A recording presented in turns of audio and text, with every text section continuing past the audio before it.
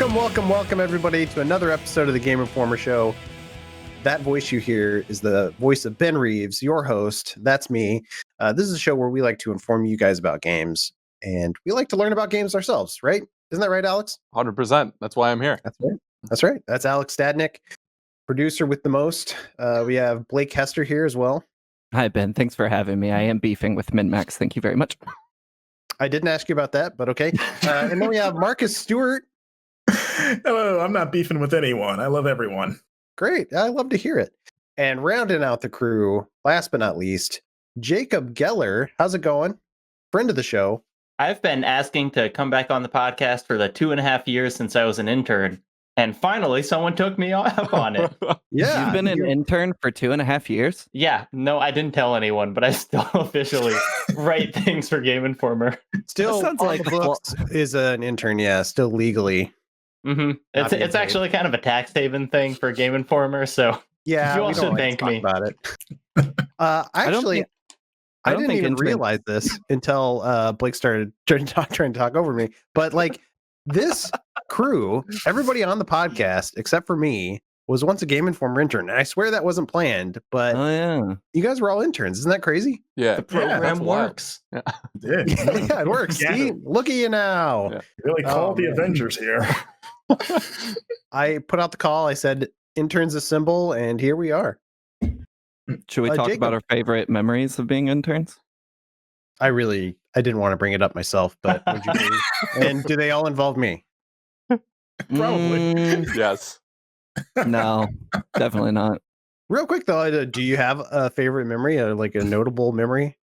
One thing I do remember that sticks out in my brain is a meeting JV had with all of us, where he walked us through how to be like. Is this going to be inappropriate?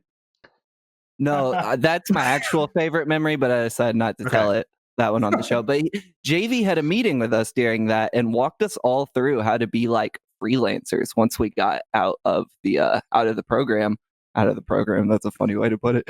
But like once we ended our internship, how to like pitch and negotiate money and like get bylines and get paid for those bylines. And I remember that being very helpful. One of the things he told me was my cynicism really worked for me and I should play that up more. Didn't take that advice, but everything else he gave me was very good. That's interesting advice. Yeah. And look at him now.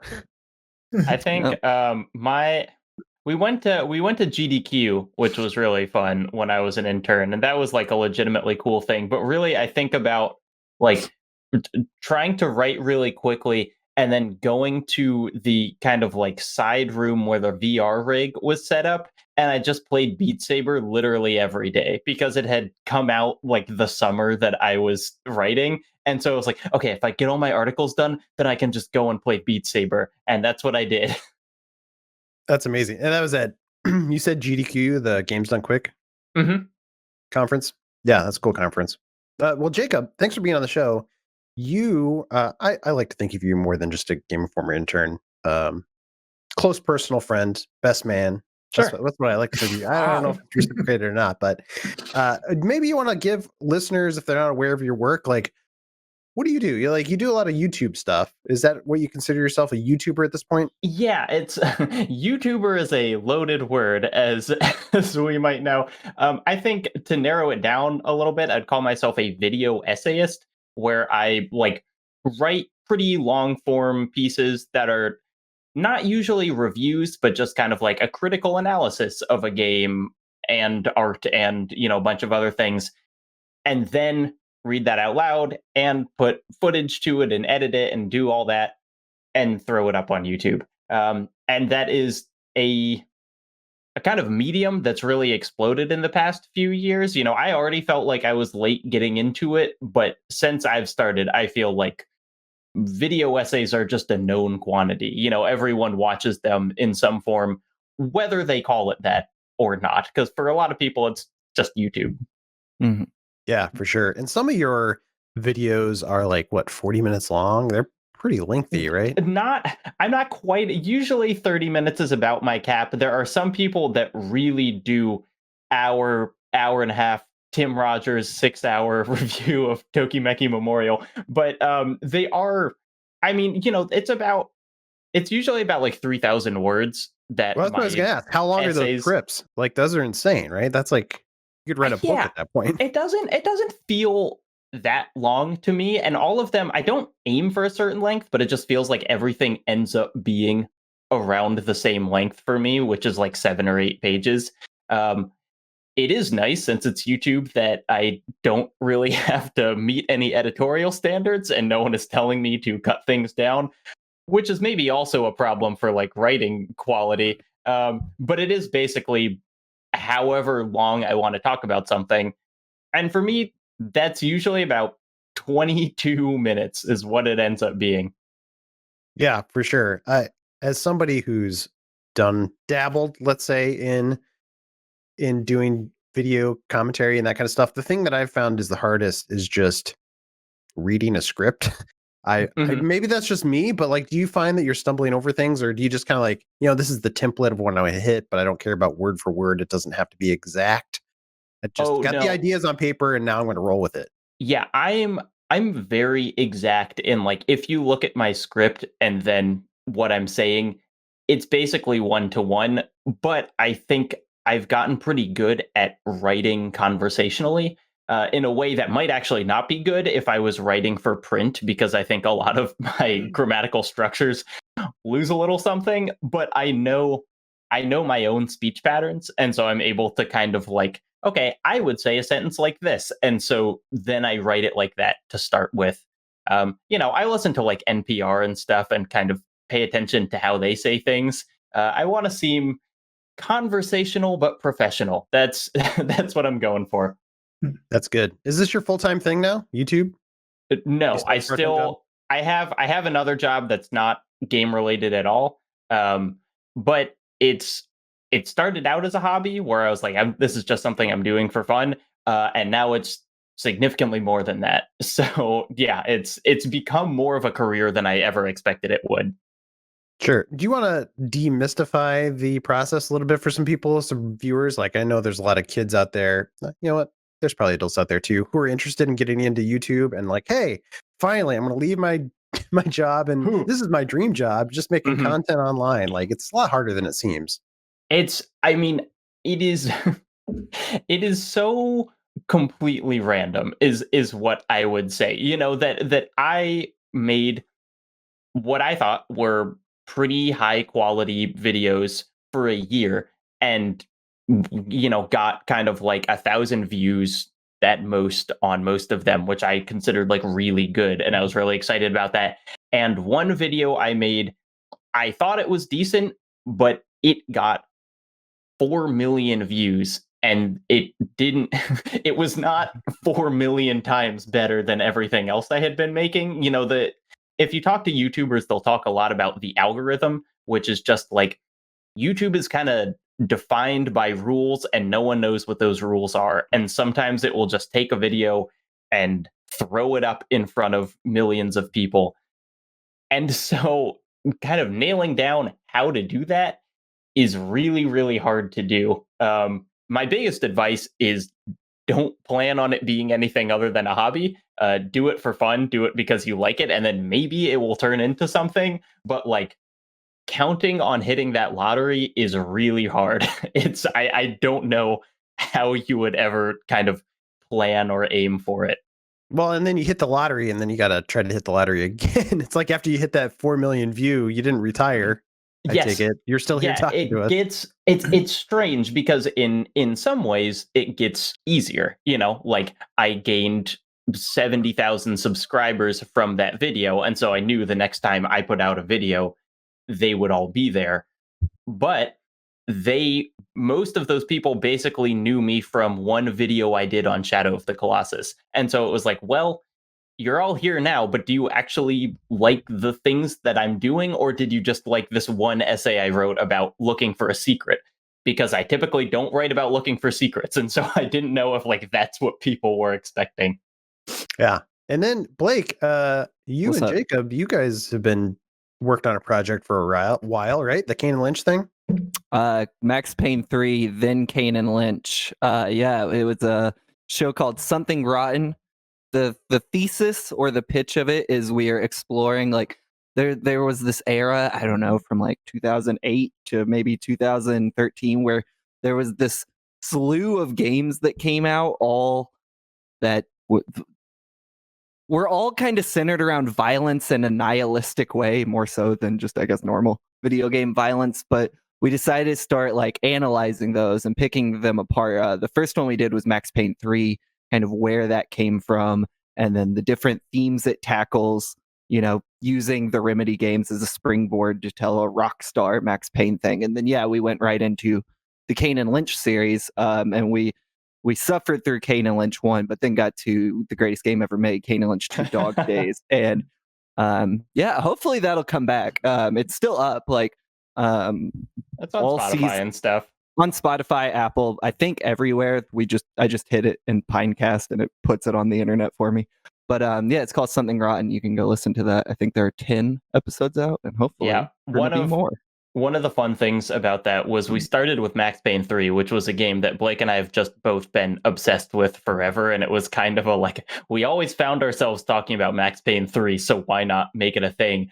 But then neither of us had played Kane and Lynch. And it was just like, well, these seem like they have the same vibe, so I guess we'll try it out. And like you said, Kane and Lynch 1 is just like one of the worst games ever made. But Kane and Lynch 2, even though it has a reputation as being a generally terrible game, we both just completely fell in love with, and neither of us had any expectation of that before starting. And so it was cool to be like, wait, is this game good? Do we both like this? It's great. I feel that way about this podcast most days. Honestly. Speaking of podcast, it's maybe we should just jump right into the playlist, the section where we talk about the games we've been playing and inform you about them, hopefully. Marcus, do you want to go first? What have you been playing? So I've been playing, at least until recently, Cyber Shadow, which I got a review up on the site for. It's a new game published by Yacht Club Games, famous for Shovel Knight, and by Mechanical Head Games, the developer. And it is a kind of throwback, retro 8-bit action platformer. You take a glance, and the first thing that comes to your mind is classic Ninja Gaiden. And it hits a lot of those same notes, especially in terms of the difficulty. It is a very hard game. And I enjoyed it, but I wish I liked it more than I ultimately did, because I think that on the surface it plays decently well, and that the challenge is hard, but like it's kind of that fun challenge of like, well, I think I could get past this maybe, or whatever. But I think that the game doesn't really go too far beyond outside of like, hey, this is just a fun throwback, in a way that would make it a bit more memorable. Like I think of something like The Messenger from a few years ago, of like a good example of taking that style and doing some really, really cool things with it beyond just what you would expect. Whereas this is like, okay, you're going around, you got your sword. The first like 2/3 of the game are pretty much about like upgrading your abilities gradually until you get to like the last third, and then you kind of have everything. But the problem with the progression is that the things you're unlocking are very kind of basic and not very exciting. Like maneuvers, they seem like they should be there at the start. Exactly. Like you get like a wall grab, or throwing shurikens, and it needs help, but like you have to endure 2/3 of a very punishing game to unlock like, oh, I can finally run, which is like one of the last ones. Like, oh, I can run in this game. And then the game gets a lot more fun during the last third, because you have everything, and it becomes a lot more fluid because you're running and jumping and doing what you would probably want to do towards the beginning of the game. So it just kind of made it frustrating to play through, because it's like, once that nostalgia wears off, it's a lot of like, man, I really wish there was more to this outside of just jumping around, hitting things with a sword, and then dying like 400 times before I can get the ability to run. That's nice. So yeah, I had a problem with that. And then the checkpoint system, which is kind of interesting, where if you hit a checkpoint, you have the option to buy perks for that specific checkpoint that will be unlocked permanently, such as like mana regeneration or health regeneration, or a specific tool. Like you can unlock like a turret that can shoot for you. You can get this cool weapon called the Swag Blade, which is like this weird yo-yo like blade that's probably my favorite sub weapon in that game, where it just kind of bounces around randomly. And depending on how you jump or if you hit it, you can kind of send it flying into enemies. So there's kind of a neat strategy with that. But the other weapons feel a lot more impotent and don't really seem to help as much as I would like. But even then, there are points in the game where it feels like, even though these are optional upgrades, it feels like a lot of segments feel almost impossible unless you buy that 100%. tool for that area or regenerate your mana for that area. You can't brute force your way through stuff, and I had to in some times, because you'll find yourself running out of currency because you're collecting currency by like hitting like torches or killing enemies. And in the beginning, it's pretty easy to accrue a pretty sizable wallet, but as the game spikes pretty much after the first chapter. And then you'll get to checkpoints where like, I can only afford maybe one thing. And you're like, okay, well, I guess I'll buy a tool.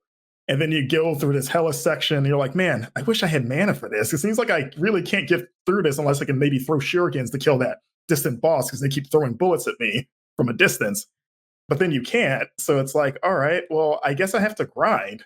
And then this game kind of becomes a weird trial of like, well, I'm just going to run backwards for a bit and maybe kill some enemies to get some more money. But then that doesn't become feasible because some stages just don't have enough breakable items or enemies in that section to be able to quickly accrue money. Like I spent a good half hour in one section just because I had zero money and I needed 50 to buy an upgrade because I just could not pass this platforming segment. And I was like, well, I guess I'm going to break these two things that are nearby over and over, which drops like two things each, and just keep doing that until I get 50.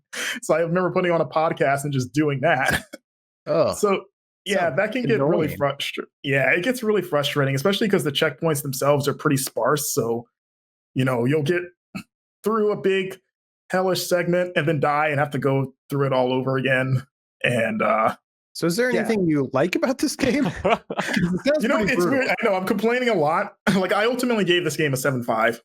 And like even with those complaints, I did like when things clicked, it was a lot of fun. Like I said, the back half of the game gets a lot more fun once you have everything. And even then, like the game plays well. I think the boss battles are pretty fun, save for this water dragon that Alex and I both hate. Bruh. But other than that, I think the bosses are probably the best thing in that game for me personally. And it's like it's fun in like that base average level. Like, okay, this is a pretty competent one of these, but it doesn't really go beyond like, oh, this is an okay tribute to one of these, but just with some systems that either don't feel like fully fleshed out or just not as exciting as I would like them to be. Yeah, it sounds kind of it sounds interesting, but also kind of a bummer for anybody who likes Ninja Gaiden because it looks up my alley. It has the SNES or maybe it's an NES aesthetic. Yeah, it looks like old Ninja Gaiden game that I would totally be into playing. And the soundtrack is so good too. Like I love bopping around the cyberpunk world, and I think the color palette's amazing in it. Yeah, like they do like the Ninja Gaiden cutscenes that are really, really cool and stylish, and just the presentation is really phenomenal. I just wish there was a bit more to it than there was. It reminds me too of, did you play The Messenger? Yeah, I love that game. Yeah, that game's good, and I haven't finished it. So is this just a good reminder to go finish The Messenger at this point? Or should I play pretty much. Don't be an idiot. Just play the good one. Yeah, just play The Messenger. Like, this is fine. Like, if you're into these kind of games, you'll probably find some enjoyment, but just go into it expecting a lot of headaches for maybe more of the wrong reasons. For sure. But a lot of good highs, too. Yeah, the highs are there, too. Yeah. And I love getting high. Blake, what about you? What haven't I been playing, Ben? We don't know. I don't know. That was a question for you all. What haven't I been playing? You know, no, I have been playing a whole bunch of stuff. Still working through Yakuza, the longest game ever made in the history of man. It just never ends, but it's great. I love it so much. I've also, the main thing I've been playing that just hold on. I would love to know your thoughts on Yakuza before you move on. Like you said, it's like the best game ever made. No, I said it's the longest game ever. Made. Same difference, right? No, I think liking it a lot. I am. I think the thing that is making it so long for me is I just like I wrote a little bit about this on the site, is at the end of an entire day of work, I just cannot bring myself to play that game and commit to like, okay, if I turn this game on, at best, I'm going to have to sit through an hour of extended story sequences. So I'm only playing it on the weekends to, be able to dedicate that time or have the energy for it. But I think it's such a great entry in that series. And I haven't played every Yakuza game. I've played a lot of them at this point. And I'm really impressed by how that team tackled a completely new cast for the most part, and making them fleshed out in really awesome ways that I think like the previous cast didn't get for a few games. Like if you go back to Yakuza 1, like there's some cool stuff in there, but I don't think that game is going to be what makes you fall in love with Majima or Kiryu or but from Kasuga, Nanba, Adachi, all of the main cast and some of the peripheral characters, like they have done such an excellent job of making that just like a lovable cast of idiots that you want to spend time with. That even though it is taking around, even though the game is taking me forever to get through, like that cast makes me want to keep coming back to it. And I'm doing a lot more side stuff than I ever did in the other ones, just because I'm enjoying those like personal links. The turn-based combat, I think it's fine. I thought I would love it more than I do. I feel like I grew tired of the turn-based combat pretty quickly. And maybe it's just me because I used to love those turn-based games, and maybe I've grown out of it or something, because I tried to get into Persona as well, and just something about the turn-based action didn't totally click for me. Yeah, I really like the Persona 5 one a lot. I think I thought this one I was going to love more than I do. I don't dislike it by any means. It's just not like the thing that sticks out to me about it. But I am curious to see how, if they carry on the turn-based combat, which I assume they will in some capacity, how it evolves and gets more complex or gets more interesting. This being, RGG Studios' first turn-based game that at least I'm aware of. And I heard it does, to be fair. Like I've heard it evolves quite a bit. Like what chapter are you on? Oh, no, I'm in future games. I'm on chapter like 12 or 13 at this point. And like it has definitely evolved and there's more going on. I'm just saying it, like, I don't love it the way I thought I would. But I'm playing the hell out of that, man. Cool. Did you say you're playing something else? I'm playing so much. I'm playing Hitman 1, 2, and 3 all at once. Let's talk about it. Oh my god! Let's get it. This game lives. Alex, my bad. This game lives fucking rent free in my head at all times. Like I cannot stop thinking about Hitman. And this isn't even the first time I've played the Hitman series. Like I played Absolution back in the day. I dabbled with the trilogy as it was coming out. But something about playing 3, like it just hooked me, and I'm now going through and playing all the levels, replaying the levels, doing the sniper mini game challenges. Like I'm all in. Dang. When you're done, you're going to watch the movies, right? Probably, yeah. Why not? Wait, there's more than one movie? There's 2. They did 2, yeah. And then there's the Hulu show. They did a show too. I didn't know about the show. I didn't know that. Yeah. And there's also The Hitman's Bodyguard, which I've heard is a great tie-in. There's also The Bodyguard. Yeah, it's an extended movie. Hitman universe. It all loops together. Yeah, there's also Brett the Hitman Hart. The whole series was based on him, I heard. Yeah. Anyway, those games are just fantastic. I think the way those games, like the way you play at your pace in those games, which I guess is the way a lot of immersive sims work, kind of how like you can take your time and consider your surroundings and think about it.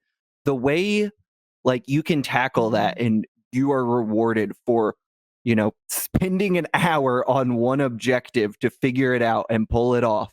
Like it is so satisfying, especially on a level like Miami from Hitman 2 stands out. It's probably my favorite. That one or the Vermont level in Hitman 2 is just like being so rewarding if you're willing to put the effort in, and the game like just pays off in dividends by doing those stories or setting up the right kill, like shooting a guy from halfway across the map with the sniper, finding just the right place where you can pull the sniper out of your attaché case or whatever set up the shot, wait for him to get there, kill him, put it in, and escape.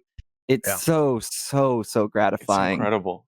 I had the same situation where even in this third one where there was a level where you get the sniper rifle and it's like, oh, cool, I could probably snipe my enemies. And then there's a point where like they're both in the same area. I'm like, man, it would have been cool if I could have taken them out in one hit.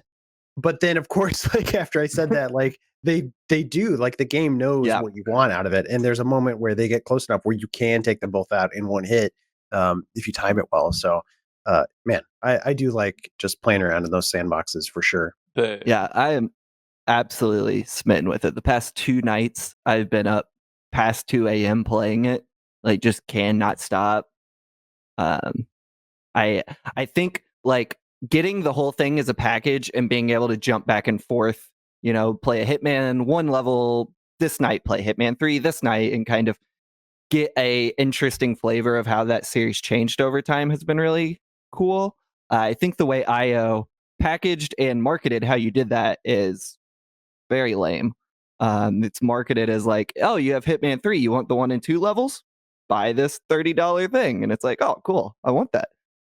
And what you find out over time is actually you need 3 purchases and it'll cost you over $100. But the messaging of it is like, spend $30, get the whole thing.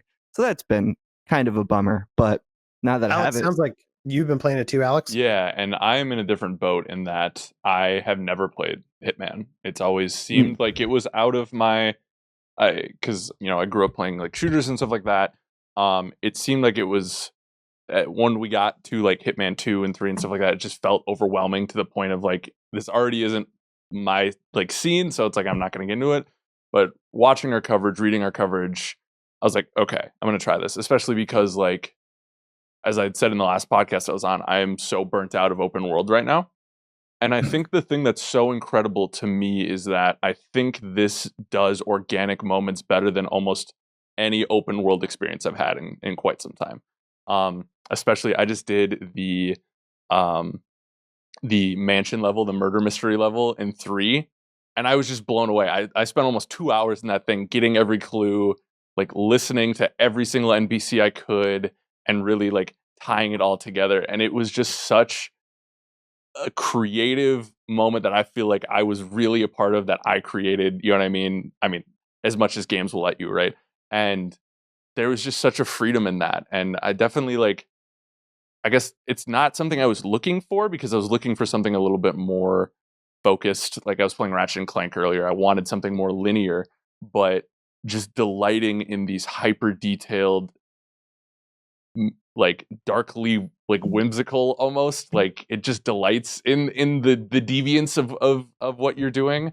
And just like it feels like almost, because I love the James Bond, some of the James Bond games, like we grew up watching them as a kid, and I was like, this kind of takes what something like the fantasy of like Nightfire and like brings it to almost like an adult level, if that makes sense. And so I know everyone says it, but like I cannot wait for IO's take on 007, especially in a weird way too, like the cutscenes where they go over like the mission details, where it's, you know, the very intricate worlds. I'm like, they're gonna perfectly do the intro to the James Bond game. Like it's gonna be incredible. They're gonna get the right song. It's gonna be perfect. So especially that first Hitman, the 2016 Hitman, I felt like they really nailed those cutscenes, and they just had the highest production values in that because they were owned by Square still at the time. Definitely. And so they had more money, you could clearly tell. Yeah. But they try to get back to that in this, which I appreciate. Yeah. And I'm very much, being a video editor, I love good stories, and I'm always looking for stories. I'm so happy I don't give a crap about the story in this. I love that I can just pop in and like just totally enjoy the puzzle game that it sets up in front of you. Like if you have not played it, people, a Hitman game, like it doesn't matter. He's a bald guy, he's killing people. They're usually bad, I think. You've all seen the movie. Yeah. He's Kratos. Movies. Yeah, that's good though, because like that's kind of sells me on this, because I have Hitman 3, but I've not played 1 and 2 despite owning both for years. And I wanted to try this just because of you guys' excitement, and everyone else's was like, oh man, I gotta play those. You know, you still have that part of your head was like, well, I should play those other 2, right, to get the story. But hearing that does not matter, that makes me want to like fire that up tonight. All it does. I mean, at the same time, like if you're out there listening, is like, well, I don't think you need to start with 3. I mean, you certainly can. Like, I don't want to turn people away from 3 because it's a great game. But if you find one of the first 2 games cheaper somewhere, you can reasonably start there and still get the Hitman experience. Get the hit. Yeah. Yeah, get the hit. Get the hit, man. Yeah. It's literally. I almost said the Brett hit. Brett the Hitman Hart. Yeah, he endorses it. Yeah, but literally, like when it's a story moment and I see a character and they name him first name, I'm like, oh, I bet they were important at some point. Moving on. So, yeah, don't be afraid. Yeah. Don't be afraid at all. Good advice for life. I think also, like, if you play Hitman and you like it, I'd also recommend checking out Kane and Lynch 2 Dog Days, also by their best game. Oh, interesting little plug. Really patient, contemplative, like really rewards deep thought. Kane and Lynch 2. Yeah, nice hair. Yeah. More hair. Definitely more hair than Hitman. Agent 47, I should say.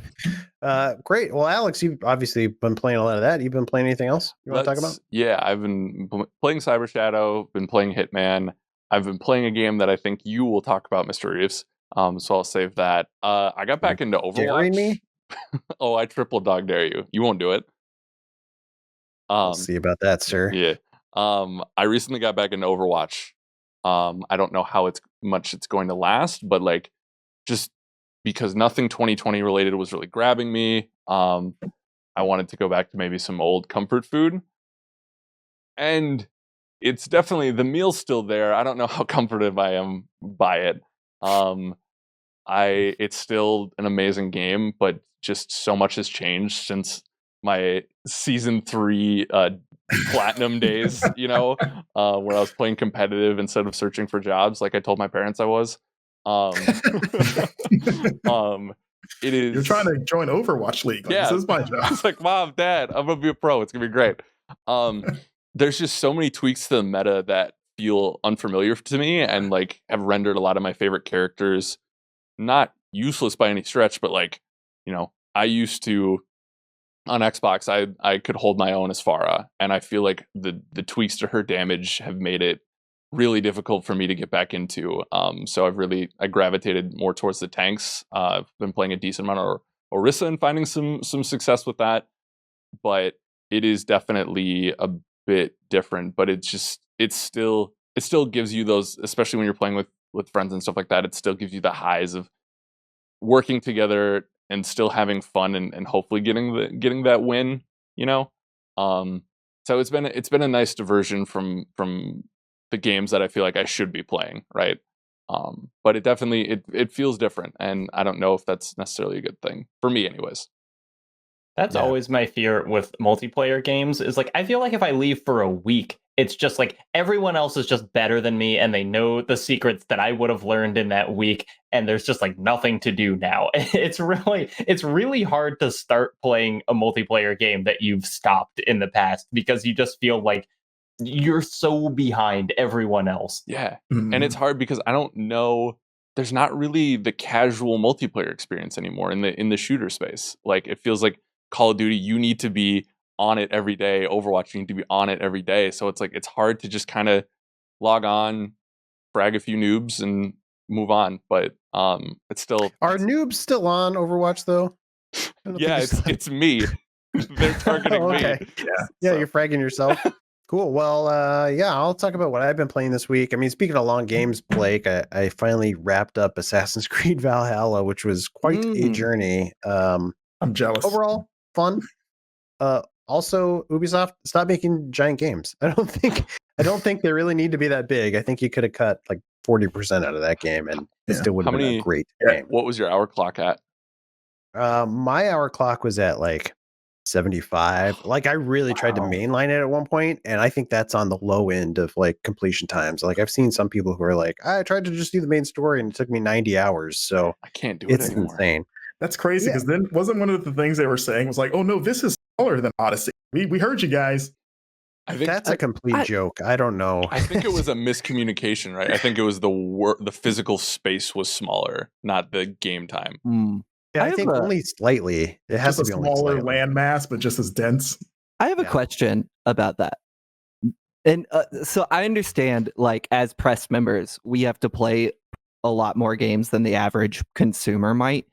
But do people want games that are that long? Like, is that something, like, do our listeners write in and be like, no, I want an 80-hour story that, I don't can know. chew Like, on for a that's while? always the argument I hear is like, well, that's great for you because you're an adult with like a lot of disposable income, so you can buy a bunch of games. And so for Yeah. me, obviously a 15-hour experience is kind of like ideal, I feel like.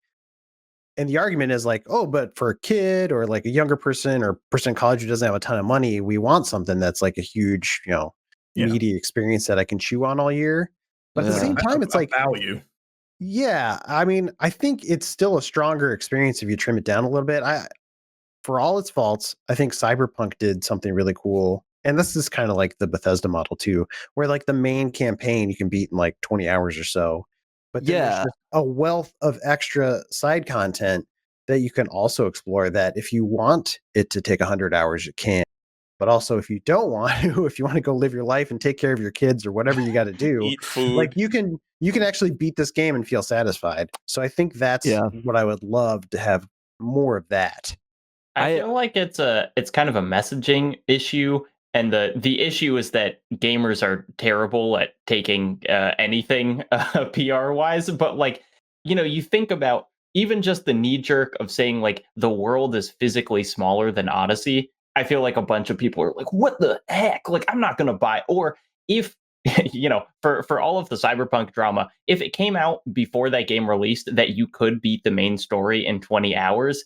I think people would have been mad at that, even if it like ultimately makes it a better game. And so there's this kind of like one sentence description that makes it seem like it's somehow less game than the previous one or what people were expecting, that they're so scared of running into that they're just like, okay, we'll put 4,000 quests in here just so gamers don't get mad at us. Yeah. I wonder if that's going to be more of a problem now that games are going up to $70. If developers are going to feel more of a need, like, well, we got to give them their money's worth, so make it. Yeah, it's weird because it's like on Game Pass, I feel like now everyone can experience, like, I would rather have a short, cool game than like a million-hour one. But on the other hand, yeah, 70-hour or $70 games means that people want more from them. So Yeah. I don't know. But I think I'm with Ben on just like separating those, like make that main quest like 10, 15, 20 hours, and then if I want the extra shit, it's there. But like, if I hear about like mainlining a game, it's going to take 70 hours or more, I'm instantly like, that better be paced pretty well, because if it's going to be that long, it's going to be a slog to get through. You did play Persona 5 and love it, Blake. And that game is paced very well, which is rare for video games, which are mostly paced terribly. Yeah, that's why I'm intimidated to start Persona 5. Like, I've been meaning to. I was supposed to do that last year and didn't. I'm like, I'll do it this year. And it's because of like hearing that it takes like 80 hours just to get through the main campaign. I'm like, oh my God. Yeah. It's 80 hours if you're lucky. Yeah. That's an instant turn off for me now. Like, I know I'm not going to go beat the last 2 Assassin's Creed games or start Persona because I'm not going to dedicate 80 hours into it. I'm just not. You know what I mean? With our jobs and then just like normal life, I just can't. And maybe it's just because I would get bored after a certain amount, but it's just that's an instant turn off for me now. It is for me too, and I fully believe I never would have saw Persona 5 Royal to the end if it wasn't like the early months of stay-at-home orders. Like in 2019, there's no way in hell I would have seen past hour 50 of that game. So yeah. You're one of the rare breed who's actually finished it. Yeah, I'm like 40 hours into Persona. I don't know if I'll ever finish that. But yeah, I mean, this kind of reminds me of like your Hitman comment, Alex, about like you're kind of tired of open world games. And Hitman, it's basically like those levels are basically tiny open worlds, but I think those levels are more interesting, even though they're open, quote unquote, open worlds. They are smaller, and so the developers were able to like fill them to the brim with just interesting things. Right. Yeah. And when a game gets so massive, it's harder for a developer to make every inch of it interesting. Yes. Yeah. Whereas if you shrink it down a little bit, you can make it super interesting and more interesting to explore. So I love that approach, and I would love more games like that. Just focus 100%. on, it doesn't have to be massive.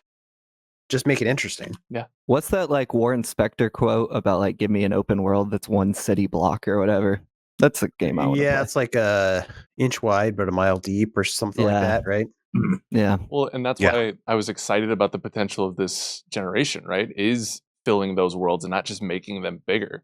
I think for all its faults, Fallen Order did a decent job with that too, of giving you just tastes of these worlds and stuff like that. And yeah, I don't need bigger worlds that aren't as lively. You know, I want something that's more focused. But teach their own, I suppose, right? It's an interesting diatribe we got off on, but yeah, we are in an interesting position. I don't disrespect that, but like thinking back to before I was in the industry as well, like I was a little bit turned off by games that were too massive, and I think it's only gotten, I want to say worse, but I think that trend has only increased in that games are even more massive one after another. But I would love to hear people out there if you like this trend or what you think of it. Like if you want to defend it in some way, I'd love to hear your thoughts on it. Like I understand like if I'm going to spend $60 on a game, I want it to last, but I think there's other ways for a game to last too that doesn't mean you have to blow out the main campaign to be 90 hours or whatever. That's my thought. Anyway, Assassin's Creed, I finished it. And then the other game I should probably talk about before we run out of time, it's a game called The Medium. It's from Bloober Team. Is this the game you were daring me to talk about, Alex? Yeah, you did it. You licked the proverbial pole. Walked right into your trap. It was a Christmas story reference. I didn't know what else to call it. Let's keep going. Yeah, The Medium from Bloober Team. It's a horror game. Basically, it's that game the reality splits. I don't know how to describe it in a way. Yeah, it's split screen gameplay basically at times where you play a character who is a medium, so meaning she can talk to the dead, and there are times where she enters the spectral world and the screen splits, so you see a picture of her in the real world and a picture of that same environment but what it looks like in the spectral realm, and so you're exploring both spaces at the same time, picking up items, solving puzzles. You encounter a monster at a certain point, so you have to run away or hide from him. So it's that classic, horror game action, let's say. No combat. I'd love to hear what you think, Alex. I was not super overwhelmed by this game. I went in hopeful, and like when it started, I was kind of excited because it has the classic Resident Evil camera angles where they're fixed camera angles and you're walking through the environment. I was like, oh, maybe this is going to be a cool classic horror experience, but they don't really tap into that more than just the camera angles. It's really just 100%. kind of a straightforward narrative game, I'll say, and the narrative really didn't do enough to pull me along. Which sucks because there are points that I think are interesting. They dive into some interesting concepts with the spirit world, but yeah, I agree. It just doesn't stay. Now I haven't beat it. I'm about 2/3 of the way through it though to know what it is. And it's interesting because I think we both dislike this game for different reasons. Like for me, I don't have nostalgia for the RE tank controls and camera. And I think there's moments where Bloober Team does a really good job with staging a cinematic camera, and then there's other times where I'm like, I cannot see what you want me to see, and it's pissing me off. And there were a couple of times where I was trying to navigate the environment and I couldn't find a thing that they wanted me to find. And I think, I mean, you talked about it, right? One of the big selling points of this game was the split view and how that was going to work in puzzle solving. But I'm going to be honest, I think it works better in concept than execution, because there's a lot of times where I was like, why couldn't I have just done this in the spirit world or the real world? You know what I mean? It never gave me a moment of like, oh, this is what they're trying to get at. This is really cool, which is a bummer. Right. I think this is one of the first games at GI that I actively didn't enjoy, Oh, interesting. Yeah, which I'm very lucky in that regard. Like I'm very, very, very lucky. But you're still young. Yeah, give me time. So yeah, I think there's a lot of cool ideas in this, and I think the world is interesting, but it just doesn't do enough to capitalize on those things. It's also just that split screen mechanic. It doesn't feel like there was much to it other than just being kind of a novel thing of like, oh, games don't really do this. They don't show you split screen very often. And aside from that novelty, there was nothing to it. Like there was no interesting gameplay mechanic outside of it being split screen. I don't feel like they utilized it as well as they could have. Feels like a shallow version of like a Joseph Ferris game. Like a what? Of what game? Joseph Ferris. They're like A Way Out. It's like a shallow, like, is he like, because that's like his thing, but he usually does like interesting things with like split screens, and it's like they looked at him, it's like, yeah, we can do that, but didn't really go beyond the fact of like, hey, you're on two screens at the same time. It's like, okay, what else you got? Yeah, it might be more interesting if two different people were controlling the different sides of the screen, for sure. Yeah.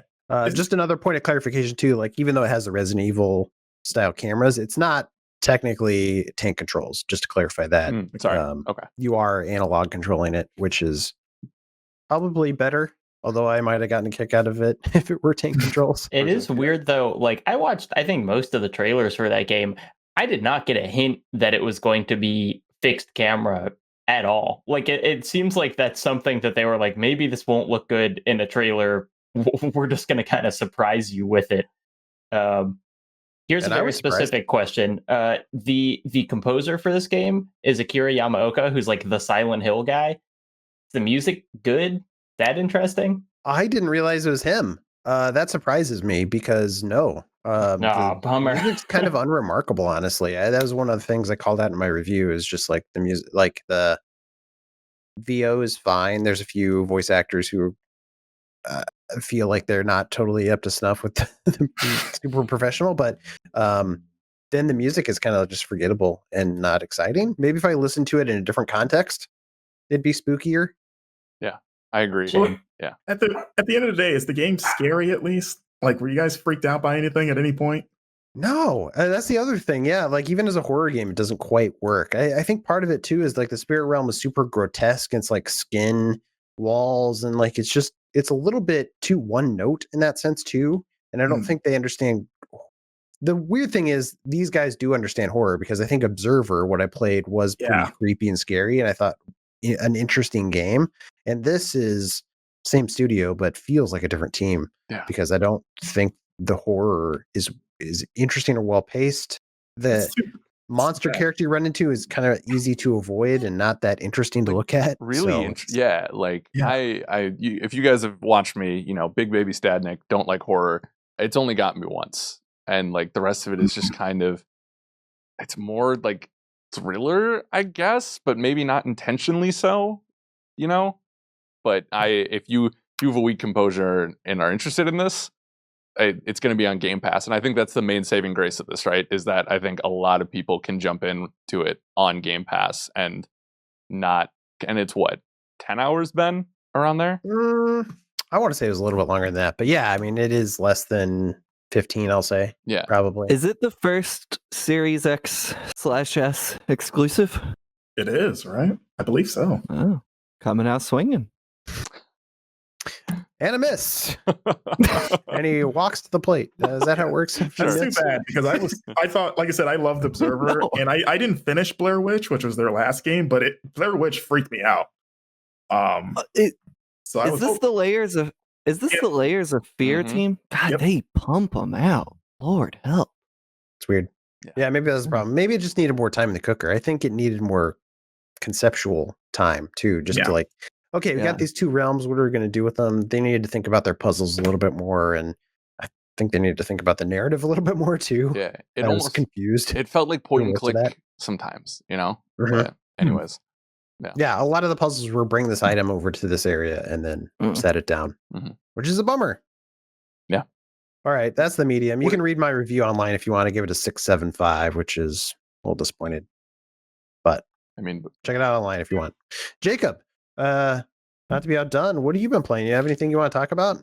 Yeah, well, it's funny because I feel like the things that I've been playing have been weirdly at odds with the conversation we were just having, because this weekend I played Resident Evil 3 with the remake, which was a game that, if you remember the conversation about, was almost entirely about how short it was. Like when it came out, basically all I remember is people being like, it's not that scary and it's really short. And I kind of sat on that for a year, and then it was $20 on Steam the other day, and so I picked it up. I had a really good time with it, probably because when you're not spending your hard-earned money like hoping for an experience that's going to take up your entire life. A weekend game that's just kind of like a roller coaster, which is what Resident Evil 3 is. Pretty fun, like pretty good time. Yeah. Did you play original 3, Jacob? No. Okay. I'm so glad to hear that you had a good time with it, because that's another game I reviewed, and I want to say I gave it a 9 or something around there. It was, but I also really liked it, and disregarding like the length, like it felt like a good length for what that game was, you know? Mm-hmm. Yeah, I don't think. I mean, it felt about as long as 2, and I guess the difference is 2 really wants you to play it through twice, because and it's different. It's not exactly the same playthrough.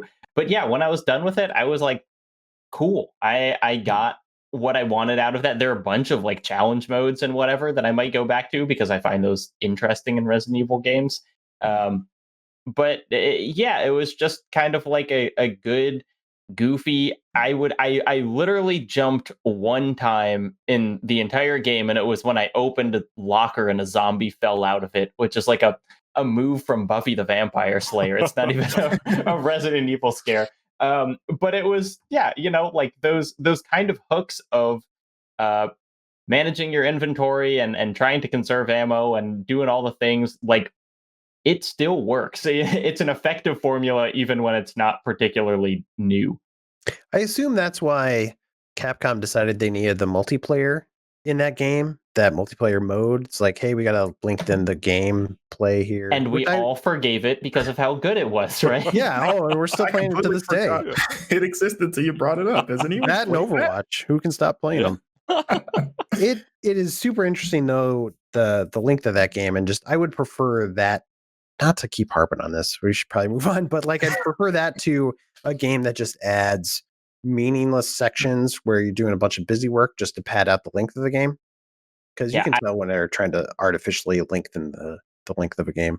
I wanna present an idea to y'all and see what you think, because I recently played Ghost of Tsushima, and then which I liked, and then I played a little of the multiplayer mode, which I also really liked. And I think that one of the interesting things about that mode is clearly they didn't just make it after they finished developing the game. It wasn't like made in the 3 months between when it came out, but because they released the single player game first and then a free multiplayer mode, I feel like everyone was like, wow, free mode, and not like, why did they split their development time between a single player game and a multiplayer?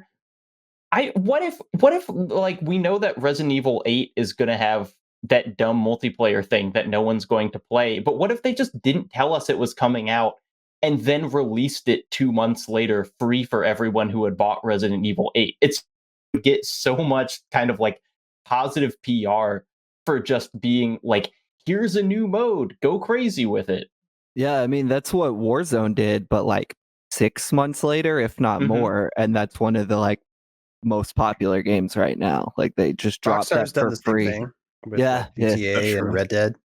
Like I think it's a good move. It seems like it's such a good move to just like surprise people with more rather than being like, this seems like a split up product. Like there was that era when like Dead Space 2 had a multiplayer and BioShock 2 had a multiplayer, and like all of these things that people weren't really asking for. But it feels like if they just released the game and then released the free thing later, we would have been like, wow, free thing. Oh. And those modes always age so much more poorly than like the main single player campaign, which is kind of sad. Mm-hmm. Yeah, everyone just stops playing them immediately, and so then it's like whatever. Yeah, I guess the risk with doing that, and maybe they want to kind of strike while interest is hot, like they're afraid of like, oh, well, players still care about this game like months later, and then the new stuff comes out. I guess it depends on the game if it has that interest for that long or that popularity. So you're kind of gambling on that. And then you have the opposite side of that too with games like Halo. There was that rumor that they were going to ship single player in November and then the multiplayer later, and people lost their minds. So I agree that it's a case by case basis. But I will say Halo is one of those rare franchises where the multiplayer is maybe arguably more popular than the single player. Definitely. And then the other thing that I played real quick, just because it was from listening to this podcast, that last week Liana was talking about When the Past Was Around, which she played, which is kind of like an interesting. It's like on Steam calls it a hidden object game, which I guess is what it is, where it's just like you're just clicking on stuff and solving puzzles, but mostly the puzzles are like, what can you click on? But I also really liked it. It took like an hour and a half. It was nice. It reminded me a lot of the game Florence, which is one of my favorite games. This is not Florence caliber, I would say, but clearly it's like I think the developers really liked Florence, and you can tell, and I think that's overall a positive thing for it. But like, you know, it was like, it wasn't my favorite thing in the world, but it's an hour and a half long and it's $7. So like, why not? It's a good time. When the past was around, you're saying? Mm-hmm. Yeah, I'm looking at it now. It does look pretty cool. I was gonna say you invoked Florence, and I'm in. Like, I love Florence. Yeah, I want to temper expectations. I think Florence is one of the best games of the past 10 years. I think this is like a pretty cool way to spend an hour and a half. Not quite on the same level. You can be ready for my video essay where I said Jacob Geller said that this was Florence. How dare he? I edit your piece together. Yeah. Yeah, I know, Jacob, you always just some of your video essays feels like you call out interesting small games that I've never heard of. Sometime there was a game called Tenement. There's like kind of a Kitty Horror Show did like a bunch of those weird things. Where do you find some of your games? Because it feels like you have an interesting pulse on just kind of like the, I don't know, more niche stuff that's out there. There's not one answer. I mean, like Kitty Horror Show has been on my radar for a while because years ago she made a game called Anatomy, which did get not a lot of attention, but a lot of attention for a really small indie horror game. And so I've just kind of paid attention to her since because of that. Really, it's just the boring answer of like, I follow people who tweet about indie games on Twitter. You know, like just be an interesting person. That's your answer. I mean, you know, there are sites that cover more like that field, and their indie devs a lot of times retweet each other's work. And so like following one person, you will often run into other people's things. And then I just bookmark those tweets. And when I have a little bit, I'm like, oh, maybe I'll go check out this thing. Interesting. Cool. Well, thanks for sharing. Cool. And thanks for being on the show, Jacob. You want to stick around for some emails here? Yeah. All right. We'll take a break. We'll be right back.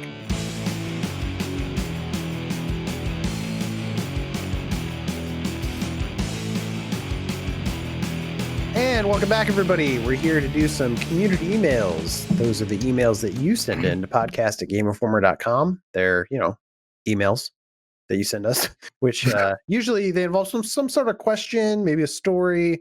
You can send us a dream, or we love games to play. You can send us some character rankings. You guys want to do some character rankings today? Yeah. Heck yeah. Ooh.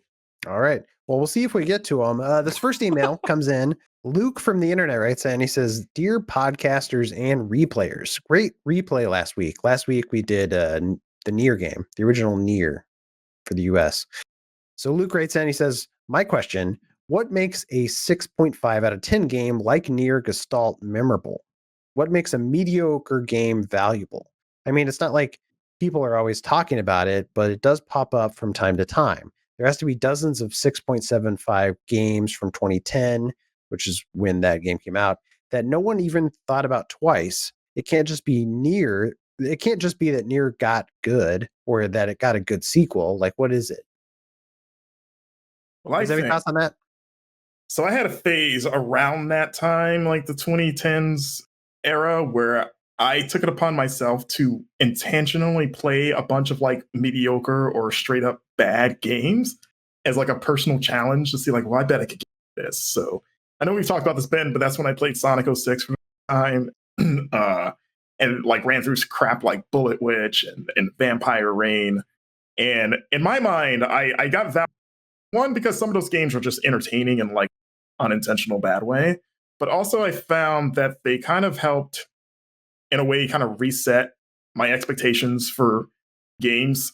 I find that if you play too much good stuff, that it kind of starts to maybe set your expectations a bit too high when everything you play is excellent or very good, because then it's like, well, what is a bad thing? And then maybe you find yourself nitpicking things that maybe aren't like that bad just because you're used to playing excellence. Like if you eat like filet mignon every day, sooner or later, one of those steaks, I'm like, oh, this tastes like crap. And if it was like a 9.75 instead of a 10. Whereas like I felt like sometimes I had to kind of take a step back and like, let me play like a shooter that actually is genuinely garbage, and be reminded that this is harder than it looks, because I'm so used to playing like things that are like good examples of that. So I think it's the same way, Jake. I think the question, which is like what makes Nier stand out, whereas like a bunch of other garbage. It's funny you said Bullet Witch, because it's like that's a game that just like doesn't exist. Like I haven't thought about that game since it came out, like 10 years ago or whatever. But to bring up Kane and Lynch 2 for the third time this podcast, it's like a game is interesting where even through its jankiness, it's doing something that you can't really find a better version of elsewhere. And I think, having not played the original Nier, I think that's what a lot of people say about it, is that the story in that game is really fascinating and unique in a way that you can't find in a game that's the same but with like better gameplay, which would maybe push it up to an 8 or a 9 or whatever. And the same way, it's like, well, the story is kind of bad and the guns feel bad in Kane and Lynch 2, but like the aesthetic of that game doesn't really have any modern counterparts. And so even playing it, 8 years after it released, it still feels like a kind of wild experience because you're not getting a better version of that anywhere. And so I feel like that's why some games stick out, is like, man, even though there was janky, there's something that game was doing that like I still haven't seen done better. Yeah. The game that sticks out for me, I remember 50 Cent Blood in the Sand. Have you guys played that game? Yeah. Yeah, why don't games have 50 Cent in them? They should have more 50 Cent games. I'm surprised after that game kind of blew up and became a, I don't know, cult sensation, let's say. Yeah. I'm surprised they didn't make more. I think they made 2, and wasn't Blood in the Sand the second one? So anyway, yeah. I digress. I think you hit the nail on the head of like, there's something about this game. It's definitely a little janky, a little rough around the edges. Mechanically, it's pretty simple, which Blood in the Sand was, but there's that extra element to it where it's just like the silliest, dumbest story, and like the way they roll out the action in 50 Cent was so fun. It was absurd and hard not to laugh while you're playing it. Or another game that like sticks out to me of like kind of like generic middling game that just is elevated in one way is the Deadly Premonition game, that first one, where it just had that. And to be fair, I haven't played it, but so many people talk about their love for that game because of how it tapped into that David Lynch-ness, Twin Peaksiness of just being sort of a weird, surreal experience with a narrative that they enjoyed, even though the gameplay, if you ripped all that out, nobody would remember it. But because it has that stuff, it elevates it. I think that was the same with Nier. Yeah, I think like one of the highest compliments I can pay a piece of media is it just is interesting.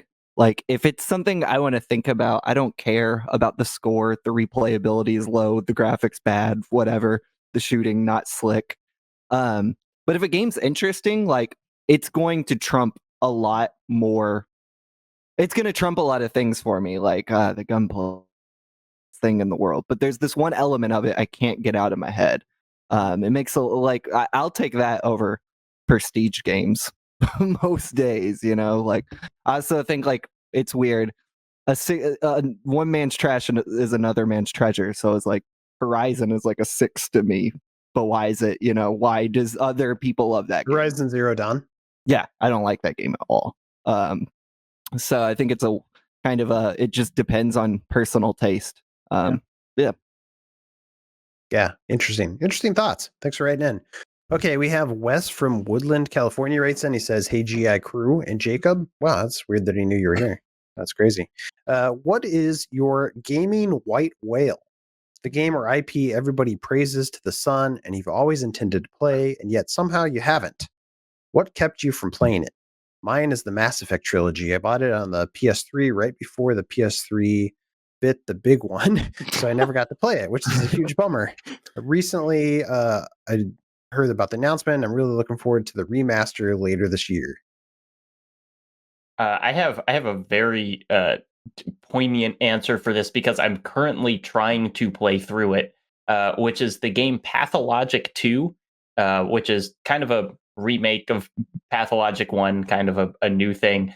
Is this game that's like, I don't know if indie's the right word, but definitely cult classic, and has all these systems and all this writing that people have told me for years.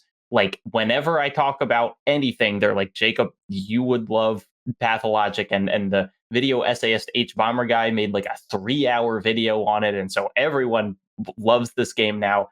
And I put it, and I never really wanted to play it because it's kind of intentionally hard to play. You know, it's very like stressful, and the story doesn't really tell you what's going on, and all of those sorts of things, which I'm sure will make it an enriching experience after I've beat it, but don't make it fun to play through. And I put it as a goal on my Patreon, and I reached that goal. And so now I am trying to play through this game, and it's like I finish a day of work and I'm like, time to play Pathologic 2. and I get like, I play like 40 minutes and I'm like, okay, I think I'm done for today. And then I look at how long to beat and it's like, okay, 40 hours. Wow. So I'm currently trying to make my way through the White Whale, but it's hard and it's kind of unpleasant. Yeah, for sure. Mine is probably Majora's Mask, Zelda. I'm a big Zelda fan, and that's easily the biggest like main entry that I haven't really touched at all. And really, the reason for that is that I just didn't have an N64 as a kid. I had a PlayStation, so like I got to Ocarina very, very late in life, like to like 2013, like a friend 64. But I've just never really gotten around to Majora. I've beaten all the other big ones. I think that one and like the Oracle games are the only ones I've never touched. But because Majora, I guess, is somewhat divisive. There's some people that just really don't like that game, but I hear way more praise for it than anything, and it's one I want to get to. It's just I just haven't gotten around to buying that 3DS version, which is the one I'm going to play. I'm 100% with you. Yeah, it's just, and it always seemed like it was stressful to me with the clock ticking. I was like, I'll get to this one day. Never have. Don't know if I ever will either. So I'm with you. Yeah, I like it. It's one of those games where I want to like revisit it someday because I remember really liking it when it came out, and it's also one of those games where I like that era of gaming tends to age poorly, so I can see myself looking back and for sure playing it and not liking it as much as I did back in the day. Yeah, bring it to the Switch. I'll play it. Nintendo, if you're listening. Well, there was that updated 3DS one, which would be cool to have a port of that one, maybe. Yeah, you don't have to ask Nintendo twice to make you pay for it. But you have to ask them a million times sometimes for them to release something. That is true. See what happens. Yeah, that is also true. Yeah. I don't know if I have like a ton of White Whales left. For a long time, it was Earthbound, and then I went back and played that like a couple years ago. You could say Persona maybe because the only one I played is 5, and I didn't finish it. I'd love to finish that someday. I think the biggest franchise that I've never even touched, never even like touched a controller or a mouse on is League of Legends. I've never dabbled at all. I played like, I don't know, one round of a Dota match once, and I was like, I don't really like this. I think. I was going to ask, like, MOBAs are for me in general. Yeah. Yeah. So, but that's the thing is, like, I don't think I want to play that game either. So I don't know if I'll ever touch it. Yeah. I don't know if it's a white whale if you don't want to catch it. That's true. Yeah. It feels like stressful is kind of the common linking factor here. I mean, I don't know how you feel about MOBAs, Ben, but like they feel very stressful to me, and that like, oh, I'm going to be letting down my team, and everyone's going to hate me, and it's like Pathologic stressful, Majora's Mask is stressful. It's all these things where it's like you want to have played them, but you don't actually want the experience of going through it. Is kind of how I feel. For sure. Yeah, that's a good way to put it. For me, it's, and I've talked about it on the show before, but it's Chrono Trigger. is the big one for me. And I think that's mainly, I haven't played it because I've read so many spots that I shouldn't play it in. And I've heard, like, I think it's the DS version is the best way to play it right now, and outside of a Super Nintendo. But I feel in my heart that it's like Square has to have that coming to Switch eventually. Like, whether it's the SNES Online or what, it's just, there's a weird gap on that service that they have to be working on something for, right? They wouldn't just keep all those old Final Fantasy games and Chrono Trigger off if they weren't like trying to like do something bigger, or maybe they are and they're just missing out on a ton of money. Who knows? Yeah, they never ported it to those other virtual consoles, I don't think. I think, yeah. Like the Wii U and the Wii, I don't think they ever did. Yeah.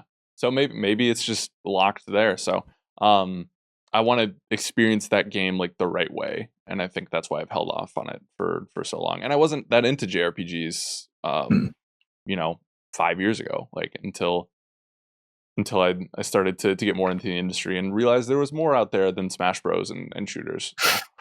So. There's more to life, man. Yeah. I'm jealous that you'll get to experience that for the first time when that game's great. And it's one of those fun things that it is totally unspoiled for me. Like something like Knights of the Old Republic, spoiled for me. Like there's a bunch of games like Shadow of the Colossus, spoiled for me. Like there's a bunch of stuff that I know. Final Fantasy VII, spoiled for me. But I know nothing about Chrono Trigger, so I'm really hoping I just didn't paint a huge target on my back. I may not be checking Chrono Trigger. I may not be checking my Twitter for a little bit, which is probably a good thing in general, but that's funny. Cool. Well, next email comes from Jared from Kansas City. He says, "Hello, GI crew and Jacob." It's insane. Somehow he knew you were here too. That's incredible. He says, "I'd like to play a little game I like to call Video Game Stock Watch. In this game, you have some imaginary money that you can invest in various game studios, publishers, or individuals themselves." By retailers. No, I'm sorry. Who would invest in a video game retailer? As we start 2021, whose stock is up in your mind and whose is down? I helped Jared out. I kind of made a short list of companies that I think would be interesting to talk about. Curious to hear your thoughts on. The first one I put down was Naughty Dog. What do you guys think? Stock up or down right now? We're investing our money into these companies? Right. It's a conflict of interest for a press member. I'm going to have to sit this one out. Okay. That's fair. I got to respect that. I feel like stock up. Their games always sell super well. I mean, it's, like people liked or didn't like Last of Us 2, but it's hard to say that they were like financially damaged in any way from it. Whatever they release next is still going to be the biggest game in the world. Yeah, it's true. One argument I'd make, I love Naughty Dog, by the way. I'd probably say up as well, but like, is it possible they peaked and we don't know it? Like, is it possible? I think Last of Us Part 2, somewhat divisive. I love the game. Some people didn't. Is it possible they're on a downward trend and we don't know it yet? I guess it's always possible, but I feel like I thought that when like Uncharted 2 came out and then the first Last of Us. I was going to say, I was like, there's no way they're topping The Last of Us 2. And I think some people could argue, The Last of Us. And I think some people could still argue that, but I think they get the benefit of the doubt now. And I'm curious to see what that team can do from a dialogue and character perspective in different worlds. Because I think if their next game was like Uncharted 5 or The Last of Us 3, I'd kind of be like, but I don't think they're going to do that. My guess is that the next thing from them is going to be some kind of new IP. Yeah, I would hope for that too. I kind of want to see a new IP from them. I do too. Okay, cool. What about 343 Industries? Up or down? Down. Alex, it seems like this is for you. I'm gonna hit you with it. I'm gonna say, the investment game is about patience. You got to know where to put your money when. And a lot of people would say down. That's great. Let them say down, because you know what? I'm gonna keep buying and I'm gonna say up, because I've talked about it a ton of times on this though. I think it is, especially in the wake of Cyberpunk, it is incredibly smart of them to have delayed a year. For sure. Whilst I don't agree with the uproar that Bob the Brute or whatever caused, I don't necessarily agree that it looked like a dumpster fire. I think they're making the right choices I would argue the pressure is off them a little bit more now that it doesn't seem like Halo is the only saving grace for Microsoft, right? Now that Bethesda games are under the umbrella, and now that we know Fable and Perfect Dark are coming, I think if they handle their rollout of information well this year, I think everything is looking to be trending up. But I'm the optimist. You know what? Sometimes optimists don't make money in the stock market, so we'll see. Yeah. I'll say the 343 Industries feels like it's pretty down at this point. Yes. Like really low. And it feels like maybe there's only one way to go, but the time to invest. Exactly. I'd probably go down just because Halo Infinite is such a risk right now. Like that game has to be good. Like it just has to be for the sake of the series, really. Yeah. It is one of those things where like if that game's not good or gets middling reviews, that I don't know. I fear for the future of that studio. Yeah. Oh, for real. Yeah. Anyways. 343 Industries. That's a buy. Wish I had like the button or like who's the dude on like MSNBC or whatever. Mad Money guy? Mad Money. Yeah. Okay, how about maybe a couple more Epic games? Oh God. Yeah, they can just have my money. I would call them just like an unethical investment, just in terms of like, I don't know how happy I am that they have more money than God, but like they probably do. Yeah, they bought them all. How can you not get behind that? That is pretty cool. I wish I worked at Epic just so I could like go work in that mall. I kind of want to see what that's like when it's done. Yeah, I hope they changed nothing and just put desk in the stores. That's exactly what I want. Yeah, I want to work in the food court. Yeah. And they also give you bunk beds, and then you just never have to go home. It's really cool. Yeah, who wants to go home? Slide in the office too, and free cereal on Tuesdays. What? Epic. That's a buy. And maybe health insurance at some point. Mm-hmm. So then again, similar to Naughty Dog, is it possible that they're peaking right now and that it's only going to go down? Because now they're still beefing with Apple too, which is something to consider. That's true. I mean, but they have Unreal 5. Like, even if they only had an engine, like I would feel like they were fine. And they also have the biggest game in the world. True. Yeah. They got the Terminator in there now. How are they going to follow up that success, though, is I guess my question. Because Fortnite's eventually going to stop being the biggest game ever, right?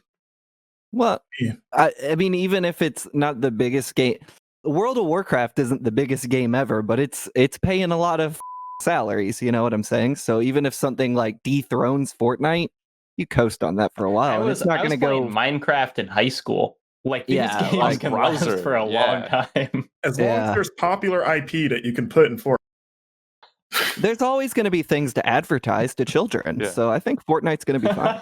Harry Potter's not in Fortnite, right? No. What do you think the character is going to be that we all go, okay, yeah, Fortnite's done? Is it like Dexter from Dexter's Lab or something like that? It's like, oh, it'll be like a real life politician.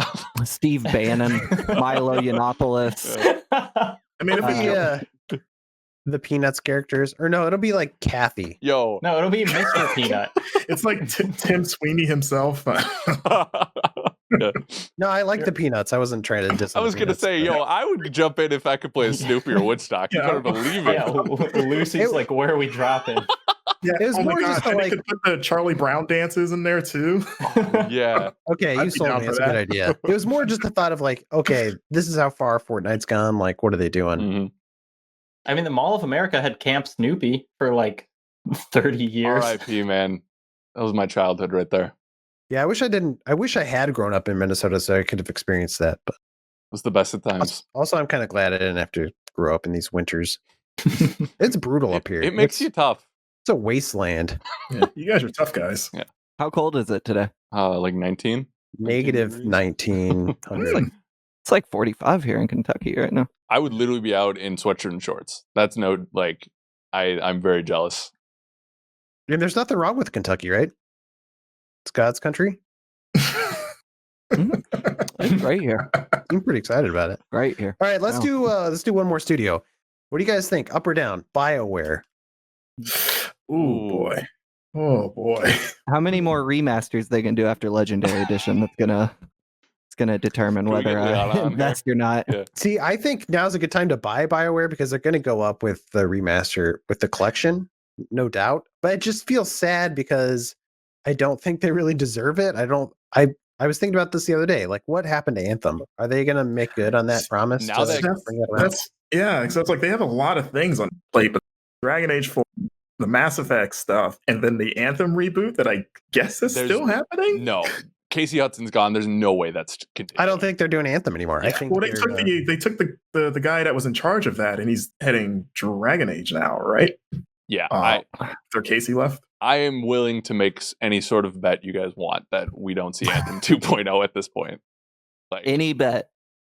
within reason. You have to resign from. You have to resign from Game Informer if you're wrong. There's like a Faustian bargain, or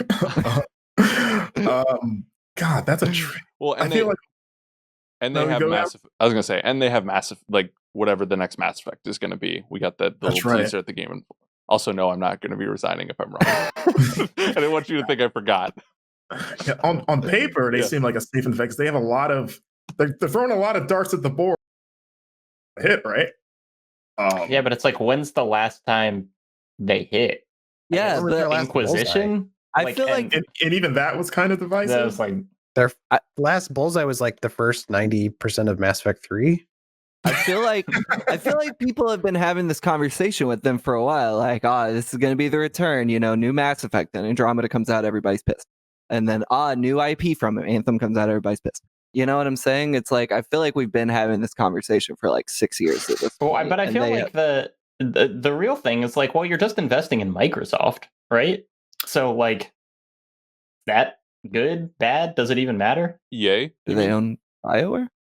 Oh, were they not? Okay, never mind. No.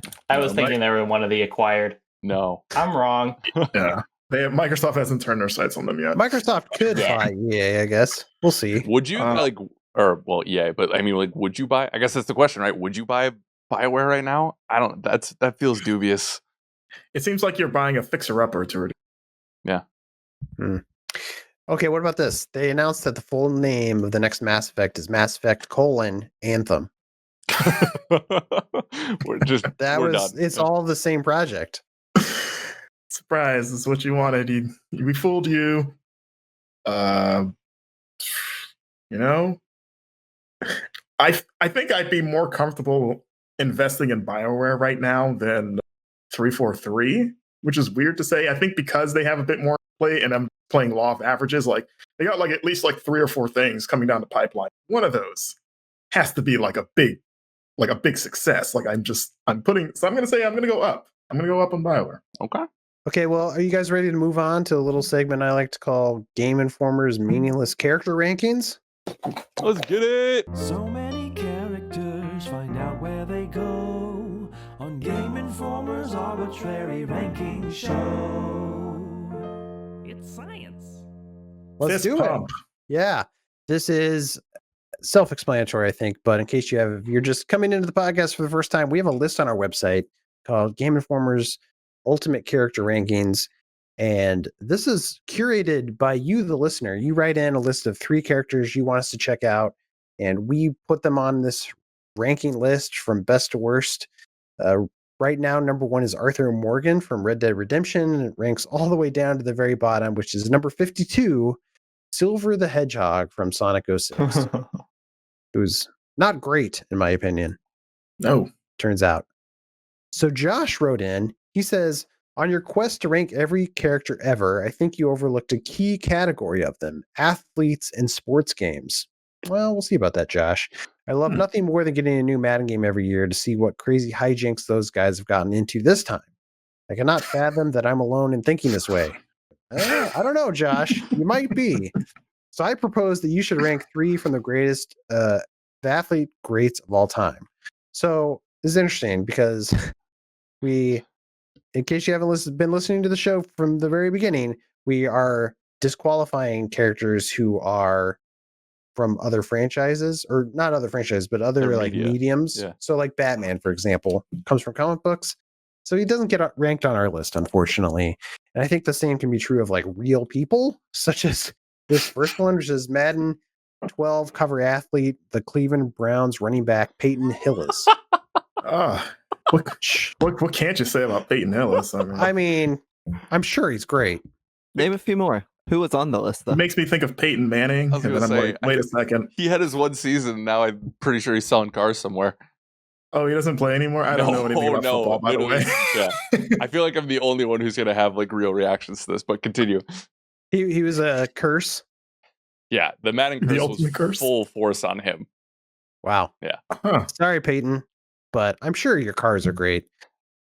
Here's another one. Number 2 that he wanted us to rank, who will also be disqualified, sadly, is Shaquille O'Neal from NBA games. Not Shaq Fu? Oh, okay. At least he's technically a game character with Shaq Fu. He was in a game. That's the thing. And that game's not good. And I don't know. Shaq seems like a cool guy. I'm sure I'd rank him highly, but I'm afraid we can't. I'm sorry. Okay. Here's the thing. The third character on this list, I think we actually can rank. So you guys ready to do that? Yeah. Okay. Little Mac from Punch-Out. Oh, there we go. And Josh says, he writes in, he says, Little Mac, by my calculations, is not a real person. You're correct on that, Josh. That's one thing working against him when compared to the 2 characters above. We don't need to go into that. Let's see. He talks about Mike Tyson for a while. And he says, okay, Little Mac, who is it that Little Mac defeats in the end but Mike Tyson? So why wouldn't he go on this list? Sure, Josh. That's a fair point. Little Mac from Punch-Out. What do you guys think? You guys Punch-Out fans? Yeah. I mean, I like him in Smash. That's what I was thinking. That too. He's I guess here's my question. He's the silent protagonist, right? Like he doesn't talk. What's his deal? Like what is he like other than just boxing? Anything? Listen, if you want to be the best, you got to be committed to that one thing. That's true. Can't be distracted. He loves boxing. He wears a pink hoodie, which is great. I love that look. I think the trainer's his only friend that we know of. He's kind of a little guy, but he's apparently got a big heart. He's definitely full of courage. He's going to take everybody down. I mean, he is like the underdog, so that's something. Because he's small. Yeah. I think the fact that he can beat Mike Tyson it ranks him pretty high, right? How many people can say that? He's not in like the Bubsy class. I think he's higher than that. Yeah, he beat Mike Tyson in his prime, no less. Well, that's the thing, right? Like, other than like, hey, he beat Mike Tyson in his prime, which should not be discounted. He's got kind of I guess the hoodie's cool, but outside of that, he looks like a generic white boxer, right? He can become a grotesque monster in Smash. He can basically becomes like Big Mac. Mm-hmm. Yeah. I would argue that there are potentially millions of Little Macs that never beat Mike Tyson because of how hard Mike Tyson is in that game. So like he has the possibility to, but like the fulfilled potential is pretty low. Also, the number of times he has to hit Mike Tyson compared to the number of times that Mike Tyson has to hit him. You really got to weigh on him. Yeah. Like, well, I mean, it's like Wander and Shadow of the Colossus, right? Of course, it's going to take more hits from him. when you say he's up there with Wanderer, right? Wander's on the list, right? Yeah. Well, this is what I was going to say. Aside from like, maybe you could say, I don't know, his look isn't that interesting aside from the hoodie, and he just doesn't have any personality. I mean, can you say anything about Little Mac? Like, we don't know what he likes. He's a little guy with a big heart. I think he goes no lower than 42. I was thinking. We need to knock Earthworm Jim way down there. Earthworm Jim? Hold on. Earthworm Jim. Okay, let's just move part of Earthworm Jim down. Just Jim. We can keep Earthworm. Cut the worm in half? Yeah. Little Mac Jim he's is still now alive, 42. Yeah. At the risk of Little Mac getting roasted, can we put him above Lamar from GTA 5, but below Corvo from Dishonored? I think you should go below Corvo as well. I don't know about Lamar. I don't. Once you get into Bubsy territory, I think he's better than Bubsy, just because Bubsy's personality is kind of irritating. The meme culture around Lamar now has me wondering if he's too low. That's true. I guess I was wondering, like, at what point in this list are we getting into like, here's where we put the characters we don't like? Is there like a specific number? I mean, 45 seems pretty. the gates of hell, pretty much. Okay. Right? Yeah, Yeah, with the exception of Agent 47. I'm good with 42. That feels good.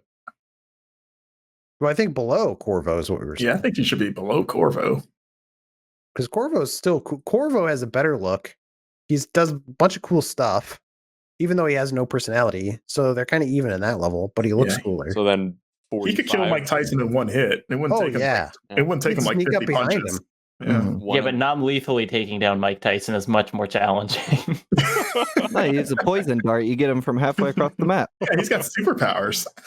You just throw a poisoned ear on the floor. He could be blinking around the ring. Mike can't hit him. He's teleporting everywhere. Yeah. I'm good with right under Lamar. I could live with under Lamar. Yeah. Under Lamar, even. Okay, sure. Right above. So Bubsy. the new number 45 is Little Mac from Punch Out. Decent showing. We like him. We're not trying to say he's bad. Wouldn't beat Tyson like with him. it, but you know, I you mean, get through the first couple Little levels. Mac is used to climbing the ranks. That's true. He's got to start low, because or else he has no character whatsoever.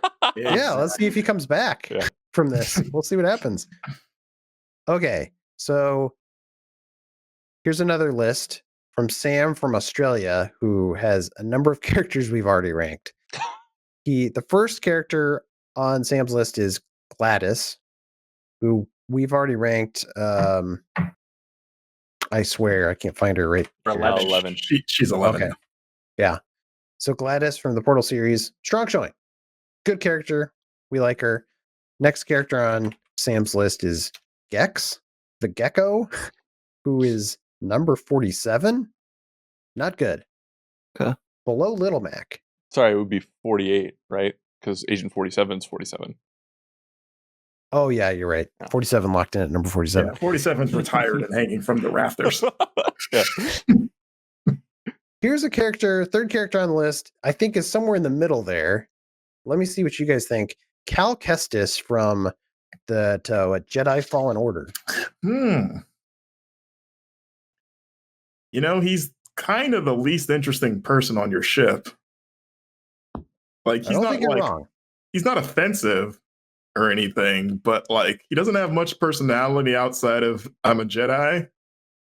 I'm gonna say he's like maybe the number one reason that I haven't played that game yet is why I look at the cover and I'm like, this is just like the most nothing dude I've ever seen. Like he just looks like a character creator with all the sliders exactly in the middle. Like he's nothing. Isn't that like a real dude though that they face scanned into? Yeah. They got a legitimately great actor. I can't recall his name, but he's from like Shameless and Gotham. Just the Joker. The guy looks. Yeah. I'm just saying, it's just like it's Star Wars. Like I feel like there's a whole world of possibilities, and it's like this white redhead dude. I think his performance is fine. It's just that they didn't really write much for him. Well, his performance is totally just fine. Yeah. That's the thing. Like the guy is an interesting actor, and it feels like kind of untapped potential all the way through that game where they really maybe it was the script, they just didn't give him much. But yeah, the most interesting thing is like he's a Jedi. Like he should be the coolest character in that game because he can move things with his mind and he has a giant laser sword. But he's got an interesting backstory. He lived through Order 66, but especially juxtaposed against like Sarah Junda, who I thought was like the best performance in that game. Like it really makes his lack of interest stand out, I think. But I don't think he's bad. Yeah, he's not like I didn't dislike him. No. He's just kind of there. I gave him an orange lightsaber that made him interesting in my game. So is he somewhat comparable to Little Mac just because he's like kind of a nothing character? He's the Little Mac of Star Wars. Only on the GI show, folks, will you get these kind of comparisons. I mean, here's the thing. I would say that Little Mac. Okay, I haven't played this, but like Little Mac to me feels more compelling because he's got this like underdog story, and he got a pink hoodie, and he's in Smash. You know, like those are positive things. Whereas it's just like he's just a Jedi. Yeah. Which in itself is disappointing to say. Like, just the Jedi should be pretty cool. But, he does have a cool robot. What was his robot's name? BB It's not BB-8. Not BB-8, something like that. BD-1 BD or something. I think it's yeah, something Johnny like that. 9. His robot. That's the thing, is his robot's cooler than him. Yeah. His robot doesn't speak, and there's more character in that robot than there is in Cal. Yeah, I think he uploaded his personality to the robot. That robot's so cute. I want one. So the Sith wouldn't find it. Yeah. So we're looking like maybe right below Little Mac. I mean, if that's what you're feeling, I was fine putting him above Little Mac. I was even going to go as high as I could go above Earthworm Jim this time, just because he's a Jedi and I love space wizards. But does he deserve less than Claptrap though? He could get a little whiny in that game. That's a hard line. Well, so right above Claptrap is Deacon St. John, which feels like an interesting comparison because Deacon St. John is a character who has some personality. I just don't like it. He's kind of lame. Whereas opposed to Cal, who almost has no personality. You know, it's better to keep your mouth shut and let people think you're dumb than to open your mouth and remove all doubt. So maybe he should be above Deacon for that. That's good. Yeah. I wouldn't go above Frank Fontaine though. Frank Fontaine should stay where he is. Yeah. So is that the new spot for him? Number 39, right below Frank Fontaine, right above Deacon St. John? I think that feels right. Yeah, I can live with I that. searched my feelings. Okay. Whew. How much time we got? You guys want to do one more full list, or we maybe call it a day? I can do one more. Why not? All right, we'll try to speed round. I have a list here. Chris writes in, and I need to double check that we haven't done some of these. He says he honestly thinks the show is the funniest it's ever been. Well, wow. Thanks, Chris. And he has a character ranking list he wants us to do. This is an older list, so thanks for sending in, Chris. I want to submit 3 villains that deserve to be talked about. First villain on his list, Albert Wesker from the Resident Evil series. You guys familiar with Albert Wesker? Oh, yeah. Any love for him? I know Wesker. Oh, yeah. He's got cool sunglasses. And I think puts him pretty high, right? Yeah. He's really good in The Mercenaries and Resident Evil 5. Probably the best character in that mode. So, again, pretty high. Yeah, he's pretty good at Marvel vs. Capcom 3, too. I kind of like villains who are just dumb evil. Yeah. You know, like they're just like evil incarnate for the sake of it. So that it's hard to get much more evil than Sam Wesker, where he like destroys the entire planet multiple times. Yeah. Is Sam Wesker your nickname for him? That's I meant. I was like, was Sam his cause? It's like in a movie credits where it's like Albert. No, Sam, I just read Sam Fisher on the list, so they got mixed up in my brain. Albert Wesker low on the list, but Sam Wesker got to go top 5 at least. Remember he became that meat monster in Resident Evil 5 in the volcano? Yeah. He died in a volcano. Like only Tekken characters get to do that. Hold on. If we're not doing other media characters, how are we doing Resident Evil? Because Albert Wesker's in those movies. He started in games. Yeah. Okay, so he's originated in games. So it's the Sakurai rules. Okay, starts in got games, it. you're good. I think Wesker's at least a better villain than Frank Fontaine, mainly because he kind of has that enduring legacy of being a villain. Mm-hmm. He's done a lot. He's committed a lot more atrocities and just has no remorse whatsoever. I'd mess around and put him top 25. Well, here's my thoughts on Albert Wesker. Sorry, Sam Wesker. Is he started out as a terrible character, and because all the characters in the original Resident Evil were just terrible. It was like a schlocky horror movie, right? And it was a nothing character. And then they really leaned into it. And so every time he came back, he was a little bit more badass, right? He was a little bit more tougher to kill. And they really leaned into that schlocky horror villain trope in a way that started to work until the end. In Resident Evil, what is it, 5? It's 5 where he gets killed in the volcano, right? He basically also feels like the Terminator. For that game, but we're past that at this point. I mean, we're past the point of return on like that. It's so funny to like I replayed that game like I don't know a year ago or whatever, and it's like it's just like, what's cool? The Matrix? I don't know. And it's like he literally just does Matrix stuff. Like he dodges bullets. He like has the sunglasses and the trench coat and whatever. It's like, what was cool in 2000, and now we're gonna put that in a game made in 2010. Right. The explanation is because virus. Yeah. Cool. And I would argue it works. Yeah. Maybe the only part of Resident Evil 5 that I can confidently say I'm a fan of. So you said top 25, Blake. Mm-hmm. And I'm looking at number 25, which is another villain, HK-47 from the Knights of the Old Republic series. Right. I feel like that's kind of tough competition. Well, I don't know, because I don't know who HK-47 is, and I like Albert Wesker a lot, so I feel like Albert That's a good logical argument of HK-47 for that reason alone. Have you been on Are the there internet? any KOTOR fans here? I have not played KOTOR. Oh, no. I mean, but it's like HK is like an interesting character and a villain, right? Is that like his deal? Well, HK-47 is not even really a villain. He's a droid. Like I don't even know. droid. He's an assassin droid from the Star Wars universe who's been sort of reprogrammed or repurposed to try to like be on your crew, and you can kind of reform him a little bit. But he has a lot of that. He's definitely an evil character, and it's like baked into his circuitry where he's always snarky and always insulting you. And he's one of the funniest characters in that game, and people really grew to love him and grew attached to him.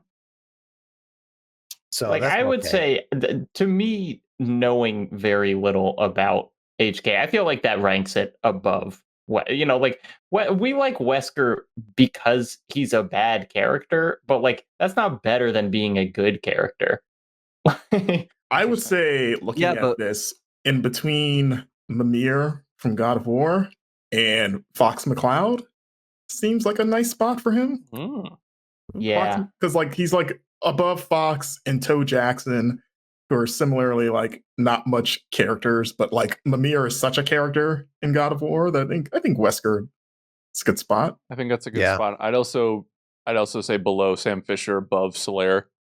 I don't think he goes above Sam. I still think Sam is too low, but somewhere between Sam and Fox McCloud makes sense to me. Yeah, Solaire is such a weird nothing character. I don't know why he's that high. But... Dude, I would have put Solaire much higher. You're lucky I wasn't on that podcast. Interesting. Okay, interesting. Where's Dan Tack when we need him? I know we're supposed to be talking about Albert Wesker, but can you give me the distilled 15-second download on why Solaire is so cool? Because he has like the Dark Souls story of being like, throughout that whole game, you're like, you can't go hollow, like you can't go crazy, you can't let this world beat you. And Solaire is like the happiest dude, and it's like, well, that guy's not going to go crazy, like nothing's going to kind of break his spirit. And then at the end of the game, he does, like he loses it, and so it's like a really, really dark plot beat in that game. And even though that game, like the story is kind of hard to track from just playing it, having this friendly dude suddenly kind of go crazy and evil at the end is just heartbreaking. Like he's probably my favorite Dark Souls character, which is a weird category, but like I would put him pretty high in this list. That's cool. I mean, just hearing you say that makes me appreciate him a little bit more. So should Dan Tack an apology letter? Should Albert Wesker go below Solaire then? And then above Mega Man? I would be happy with that. That feels right. Yeah. Okay. Nobody wants to fight. He should go below Mega Man? Nah. Unless you do. Okay. No, I'm fine with it. Yeah. So the new number 30, Albert Wesker. Good showing, Albert. Okay. I don't know which one of these. These could go long or short. Let's see. So the next character on this list of villains is Vas Montenegro. I hope I said that right, from Far Cry 3. The best thing in that game. Probably the best thing. I feel like that's the reason we got Far Cry 6, is just like 4, 5, 6. They're all just trying to have a different Vas in that game. Yeah, he's the moments with him in Far Cry 3. And Far Cry 3 is a great game, but like I'm trying to think of other game where it was such a gap between like, man, the villain's so cool and my hero sucks. I almost want him to win. You know what's crazy too is Voss isn't even like the main villain in that game, and I think we all sort of think of him as the main antagonist, but he was like the secondary antagonist. And he dies True. like halfway through the game, and then there's that other guy who nobody even thinks about because he just sucks compared to Voss. They put Voss on the box too. Yeah. Like, it's just him. So I think he's pretty high up. I mean, it's like I genuinely think that like a lot of Far Cry's success today kind of goes to that character. Like its whole identity is like, this is a series where things are a little out there and the characters are like a little crazy. You know, there was some of that in earlier Far Cry's, but I really think that it's like that's where it like found what they were doing. Yeah. Yeah, like every Far Cry villain has chased that Voss high between like Pagan Min in 4, and I don't know who the dude is in 5. Crazy zealot. Oh, the cult leader. Yeah. Like hey, we got another crazy villain. They've chased Voss, and honestly, I don't think any of them have captured that lightning in the bottle. I think Voss is still that pinnacle or that thing they're reaching for that they haven't quite grasped again. Yeah. Also, it's funny, that dude is like a real actor. He's like on TV shows and stuff, and it's sometimes funny that he pops up and it's like, oh, that's Voss. I'm trying to carve my eye out or something. So yeah, I mean, I'd be happy putting Voss top 25 even. Is he the best villain on this list? Let's ask that. What villains do we have in the Interesting top question. 25? So who's our top villain right now? Is well, I mean, GLaDOS, technically. I don't think he's going above that. No. Yeah, well, Sephiroth is the highest villain on the list. Ganon is really high. I would put him above Scorpion for sure. I don't think Scorpion is that compelling of a character. He's not compelling plot-wise. He is iconic. Yeah, Scorpion's so iconic and so cool looking. Like, you kind of got to count every aspect of character that includes looks and powers and whatnot. Yeah. And Scorpion's. But at the same time, like, I think Voss, such a personality, such like how he changed that franchise. Like, I think he can go above Scorpion. I don't think he goes above Geralt, though. I think 15 is my hard ceiling. I agree with that. I think he could go at least above Zelda. Definitely above Big Daddy. Yeah. It's like because Luigi himself is such a character too.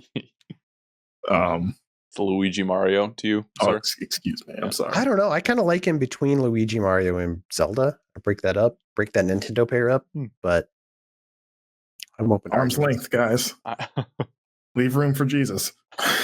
Speak apart. Or in this case, Voss. Same person, right? Jesus. Sorry, Mom, if you're listening. I'll tell you I'm going to church. I'm not going to church. Let's do I like above Ganon, but I also wouldn't be fine. I would be fine with putting him between the two Nintendo characters. Yeah. I think Big Daddy still has the edge for like visual iconography. So I mean, it's like Big Daddy made BioShock, I think, as much as, even though the like subsequent games didn't really have a version of it. So yeah, I think between Zelda and Luigi is a good spot. All right. Nobody wants to argue against that? Sounds good to me. So the new number 20, Voss from Far Cry 3. Okay. Last character. You guys ready for this? Chris wanted us to rank Handsome Jack from the Borderlands series. What's the lowest we got? 53. You don't like him I'm that probably much, one of the. I feel like when Borderlands 2 came out, it felt like everybody loved Handsome Jack. And then in the years since then, it seems like everyone kind of turned on him a bit. I don't think he's aged well. Not that like in an offensive way, but just in like that Borderlands style of humor is like, for sure. It's hard now. Yeah, because I remember thinking he was one of my favorite villains in, I think, 2012 when Borderlands 2 came out. And I still like him enough. But it seems like everyone's like, oh, he sucks now.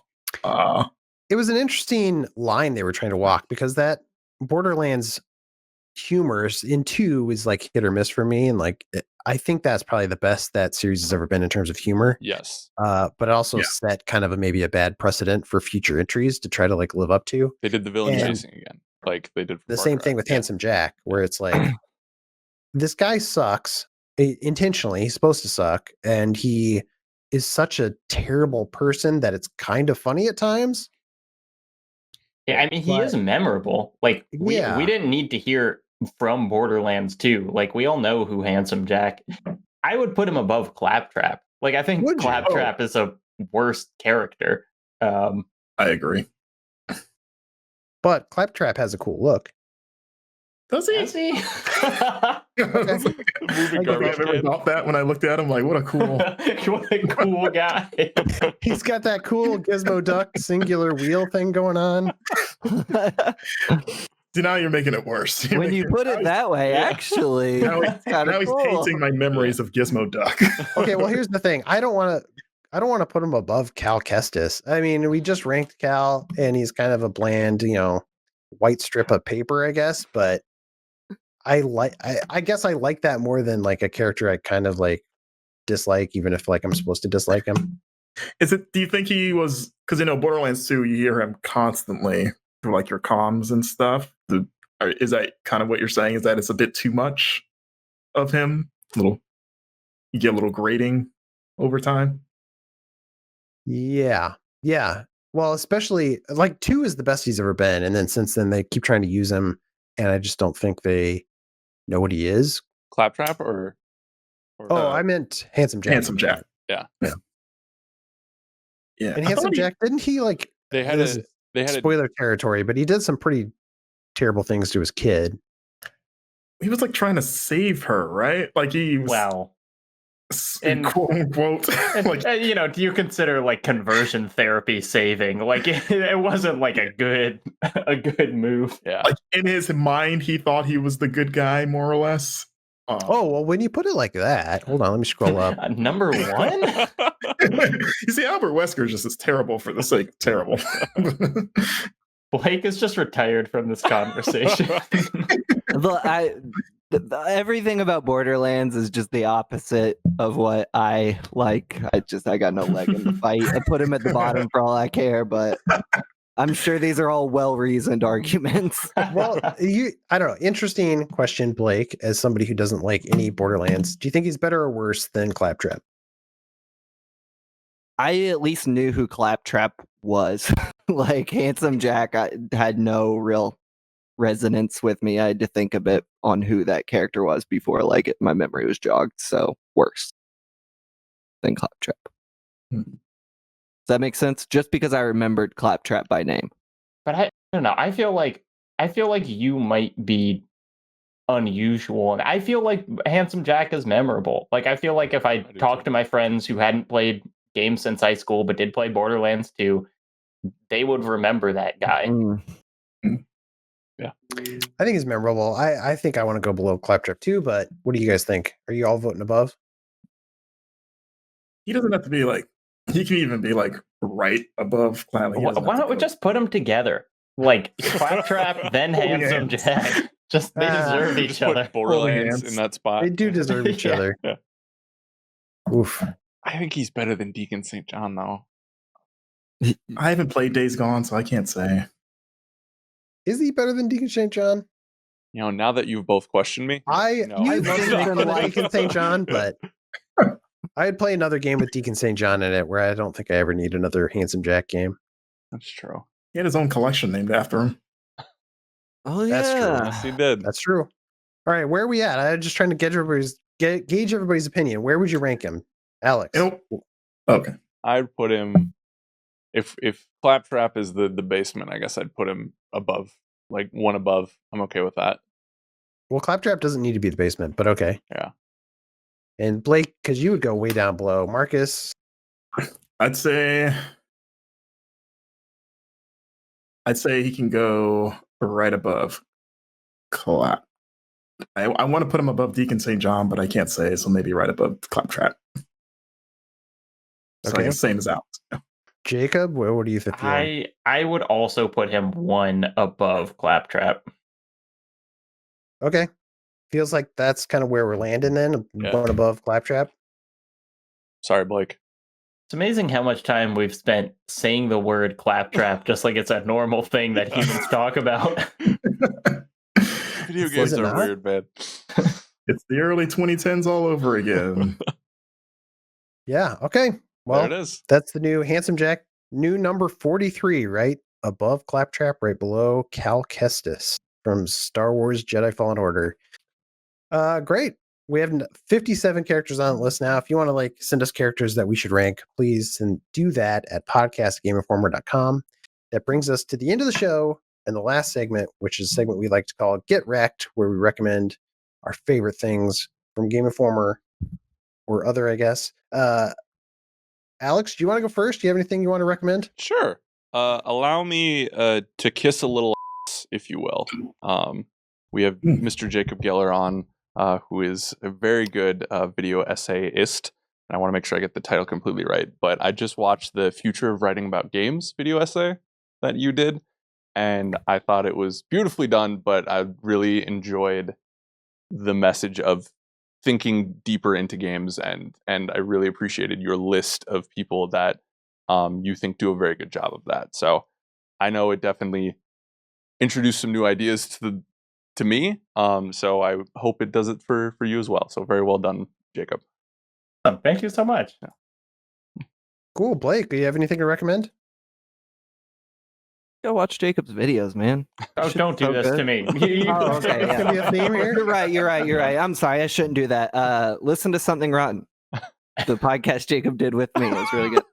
Other than that, I wrote a thing on Hitman I was way more proud of than I expected to be about how Hitman is my go-to game right now, and I kind of dissected why I think Hitman works. So I was pretty stoked on that, and nice.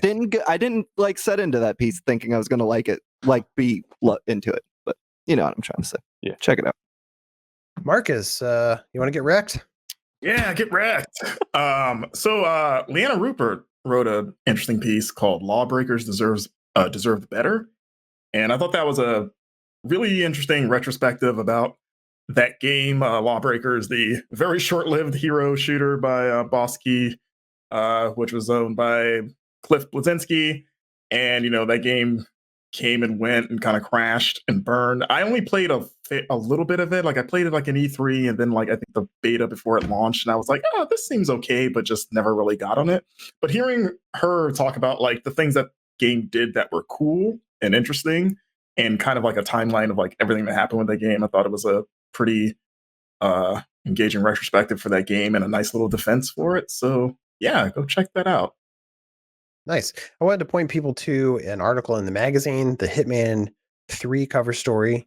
We did not the cover story I'm pointing to, although Jeff Cork did a great job on that cover. But in that issue, Matt Miller wrote a top tabletop games of 2020, which is just kind of a fun little thing. If you're a board game fan, maybe a mild fan, I consider myself, I like board games. I just don't get to play them a ton. Check out that list. It's got a bunch of good games worth checking out from this year. So definitely recommend it. Jacob, what about you? You want to recommend anything that people check out, point people towards your stuff? How should they follow you? Yeah, I mean, it's very, very kind of people to have already wrecked me. My channel's just called Jacob Geller, and that's me on Twitter as well. So if you want to go see either of those things, you can. I have a video coming out in early February, and also a big old backlog.